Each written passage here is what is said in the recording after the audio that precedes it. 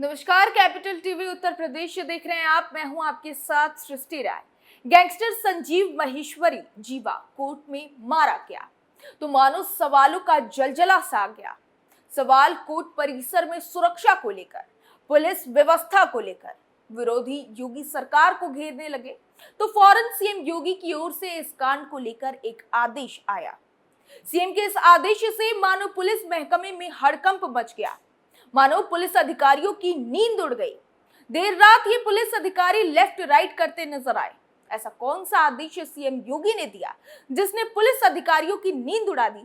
देखिए इस रिपोर्ट में।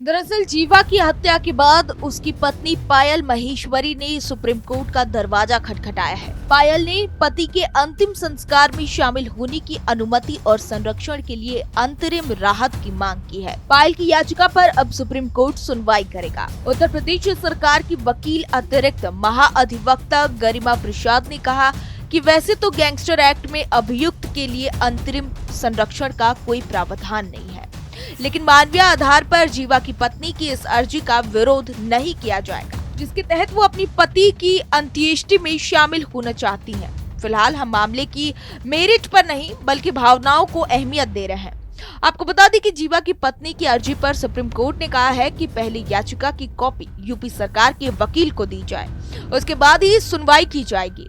जीवा की पत्नी ने सुप्रीम कोर्ट में कहा कि उसके पति की तरह उसकी भी हत्या कराई जा सकती है, इसलिए उसे गिरफ्तार न किया जाए।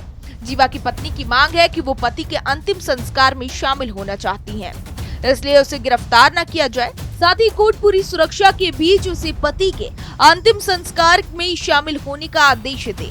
जीवा की पत्नी ने कहा कि वो पति की हत्या के बाद इस मुश्किल घड़ी में अपने 3 नाबालिग बच्चों और परिजनों के साथ रहना चाहती है।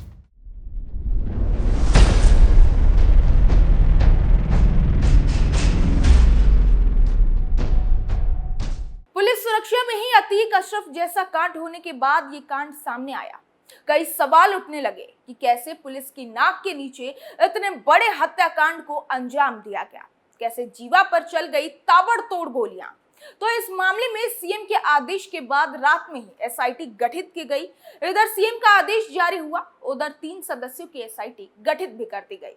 और न केवल एसआईटी गठित हुई बल्कि सीएम की सख्ती के बाद देर रात ही ये टीम काम में भी जुट गई।